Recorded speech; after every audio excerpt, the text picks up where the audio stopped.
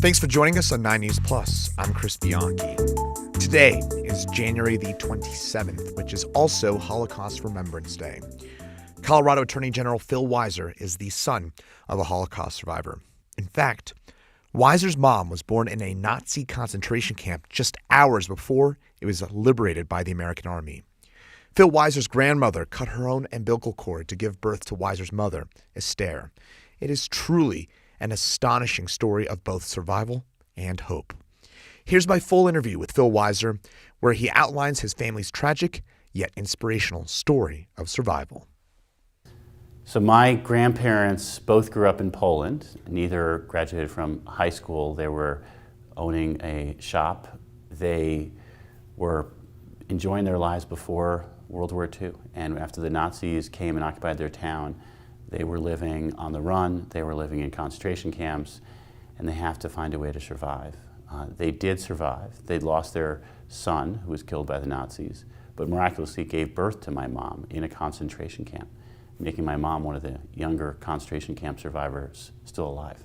My mom was born in Buchenwald, which was a concentration camp in Leipzig, Germany, and she was born April 13th, 1945, and the U.S. Army came the following day, liberating her and my grandmother. My grandfather was liberated from Theresienstadt in Czechoslovakia and later met up with my grandmother, my mom, in Switzerland as displaced persons. I think there's probably a lot of top-line takeaways that our family continues to reflect on and reverberate. Trauma doesn't only stop in one generation, and the trauma of surviving the Holocaust, being displaced, and then coming to the United States of America in 1951 lingered. And so my mom grew up in the aftermath of that trauma where she had to learn resilience. On the other side, I think she also grew up with gratitude, as did I, about the United States of America, liberating her, welcoming us here, committing to provide freedom and opportunity for everybody. So that's a promise that I grew up with and has been personal to me. My mom has talked about the circumstances of her birth and written about it. It is a miracle. My grandmother thought she was not ovulating. She wasn't having a period. She thought she couldn't get pregnant. My grandfather and my grandmother managed to find some time together before my grandfather was shipped to a different concentration camp. I don't think it was remotely plausible to them that they could have conceived a child. It was around 5 months when my grandmother realized she was pregnant, and she sent a note, managed to smuggle a note to my grandfather and said, "You have what to live for." And he knew what that meant.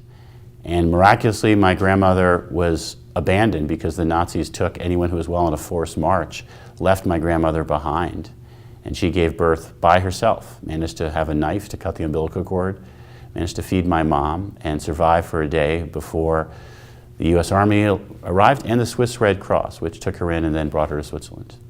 Those early days after liberation were actually very difficult times. A number of concentration camp survivors died because they might have eaten too much food. It was not an easy time. The fact that my grandmother survived after having given birth is a testimonial to her positivity and to her resilience. So they did manage that period, and my grandmother was also thoughtful about suggesting, "Can you take us to Switzerland?" And when they got to Switzerland, it was temporary. She knew she wanted to come to the United States of America, and so they began working on immigrating here and did so in 1951. So there are groups that help displaced persons and immigrants, and what my grandparents did was reach out and found one who helped them.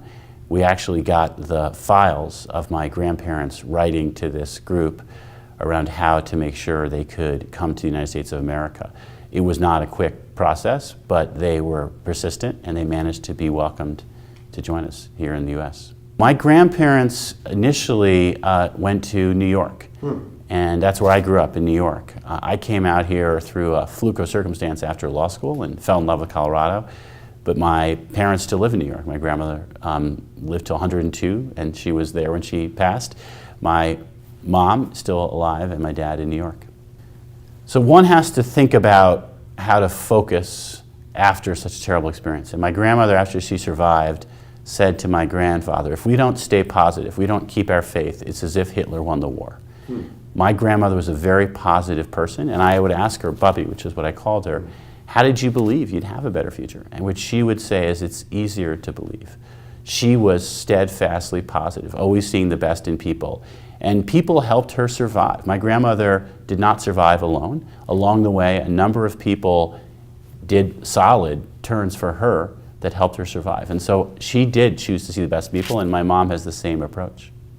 So, number one rule in rhetoric, don't compare anything to the Holocaust.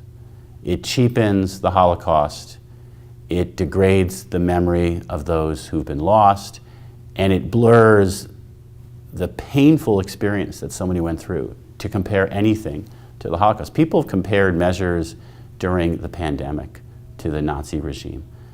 What Jews went through in Germany, in Poland, in other countries in Europe was a complete dehumanization experience.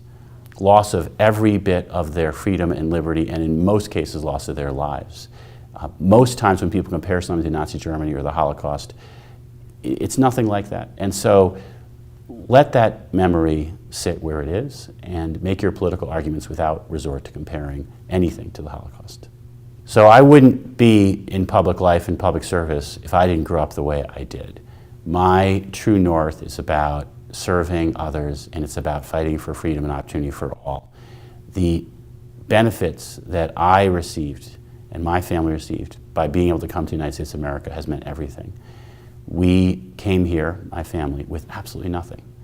And the American dream is if you work hard, you get an education, you can have opportunities and enjoy this country's freedoms. And that's been my lived experience. I've gotten to work for Ruth Bader Ginsburg on the Supreme Court. I've gotten to work for President Barack Obama in the White House. Now I'm serving as Attorney General. And I'm one generation removed from being born in a concentration camp. That's America, and that's special, and that absolutely affects how I view my journey. Because the Holocaust is such a painful topic, and because it's so hard to believe that it could have happened, a lot of people don't believe it actually did happen. Here in Colorado, we're now requiring education of high school students about the Holocaust and about genocide more generally. We have to remember the past. The saying is never again. We only can honor that by understanding the gravity, the cruelty of what happened, and not denying it, not cheapening it. And so I'm committed to telling the story of my family's survival and to do all I can to make sure people understand this terrible experience and not letting anything like it happen again.